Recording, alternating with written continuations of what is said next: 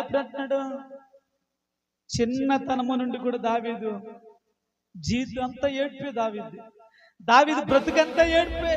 దావీదు యొక్క ఏంటి అని అన్న దగ్గర కూర్చుంటే దావీదు ఏడ్చేవాడంట. అంటాడు కదా, ఇది ఒక కన్నీటి నేను పానముగా భుజిస్తా ఉన్నాను. కన్నీటిని పానముగా అంటే అన్నం తింటున్నప్పుడు అంటే దావీదు ఏడ్చేవాడంట. ఏడుస్తూ ఉన్నప్పుడంట అన్నపు మెతుకులలో అంట కన్నీరు పడేదంట. ఆ కన్నీటిని కూడా కలుపుకొని దావీదు తినేవాడంట. అంటే నేనంటాను, దావీదు బ్రతుకంతా ఎలాంటి బ్రతుకు చూడండి.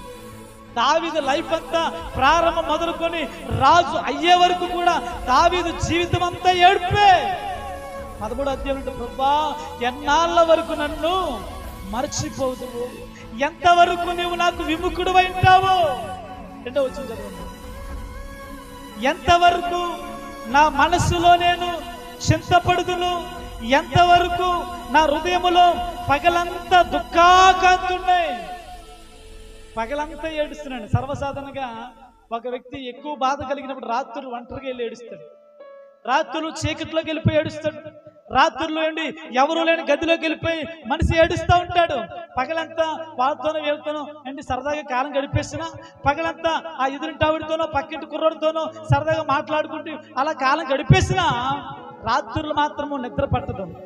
రాత్రులు మాత్రం ఇంటి మీద ఉన్న ఒంటరి పిచ్చుకు వలె మన జీవితం ఒంటరి అయిపోద్ది.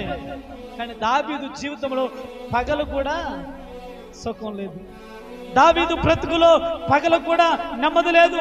పగలు కూడా దావీదు ఏడుస్తున్నాడు. ఒక పక్కన గొర్రెలు కాస్తూనే ఏడుస్తున్నాడు, ఒక ప్రక్కన అంటే గొర్రెలు తీసుకెళ్తూనే ఏడుస్తున్నాడు, గొర్రెలు వెనకాల వెళ్తూనే ఏడుస్తున్నాడు, గొర్రెలని అరణ్యంలో తీసుకుని వెళ్తూ ఏడుస్తూ ఉన్నాడు.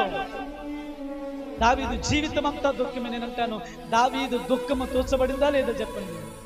దావీదు దుఃఖము చక్కగా తోచబడింది కాబట్టి దావీదు కూడా తన జీవితంలో ఎప్పుడు అనుకోలేదండి.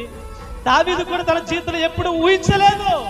యుద్ధము జరిగింది, భయంకరమైన యుద్ధం జరిగింది. ఆ యుద్ధంలో దేవుడు దావీదు నిలబెట్టాడు.